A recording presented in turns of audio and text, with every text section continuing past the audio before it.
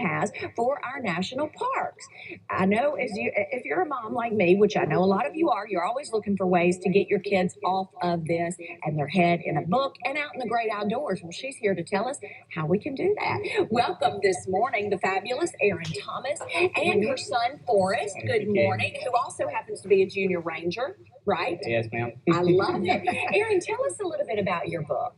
So the book is based on the 6 national parks that I grew up in. My parents are both career National Park Service employees.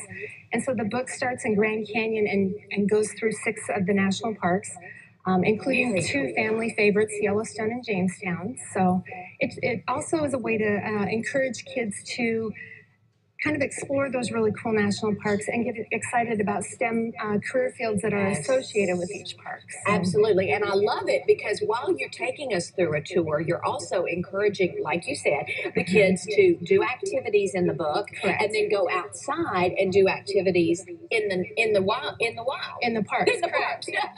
Yeah. Yeah, the national parks are great places to just kind of get out and explore, learn more about our national culture, our history. Right.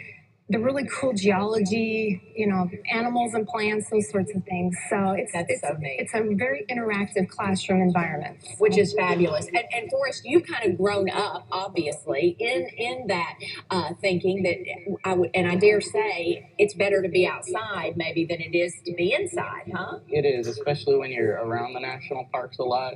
There's just so many different unique things that you can do in each of our parks because it represents such a broad spectrum. Yeah, and you brought this is so cool. Tell us about these, what we're looking at right now, Erin and Forrest. So what you're looking at is 19 years worth of visiting national parks. Oh my gosh. By default, Forrest and my son Nathan kind of got sucked into visiting national parks. Right. And so the badges just show, or the patches just show all the different locations that the boys have been to, particularly Forrest. That's so cool. Some of those are the different, the actual pins are the badges that he earned doing the Junior Ranger program. And so depending on the park, you might earn a badge or a patch.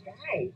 But it's just kind of a cool way to look at all the different sites that we've been to. And lay it out. And the memories associated with each one. So I love it. Forrest, what have you learned from being a Junior Ranger?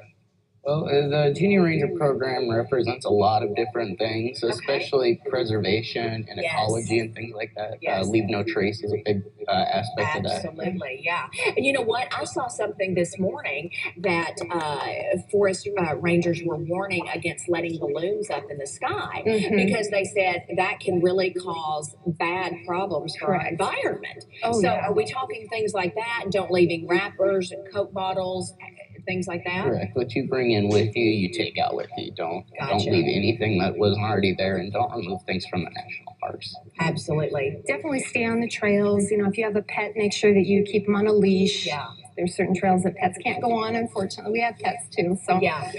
But just taking care of it for future generations to come and admire and appreciate. So. And Erin, it sometimes hurts my heart because when we were kids, my mom used to say, "Go out, don't come back in until the street lights come on." Yeah. And now, as a mom of 3, excuse me, I am very guilty of giving my kids this, and I'm like, "What? No, let's not do that. Get away.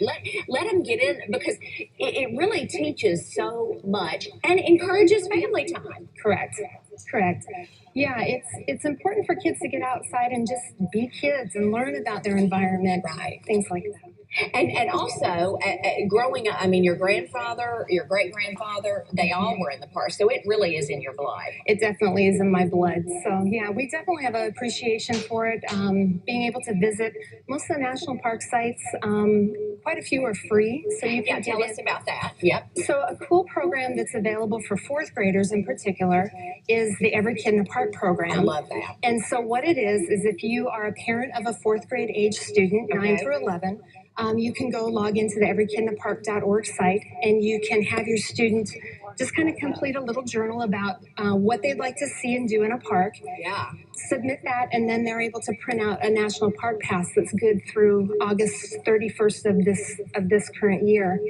But that's what I was hoping you would say. Yeah. I was following your lead. Good deal. And so if you're a teacher, though, that's the cool thing. So being a 4th grade teacher, I really glommed onto getting all of my students involved, not just one student, but a classroom of students. And so there are activity guides that you can download as a teacher. Okay. And then go ahead and have your students complete those. And then you upload your class information.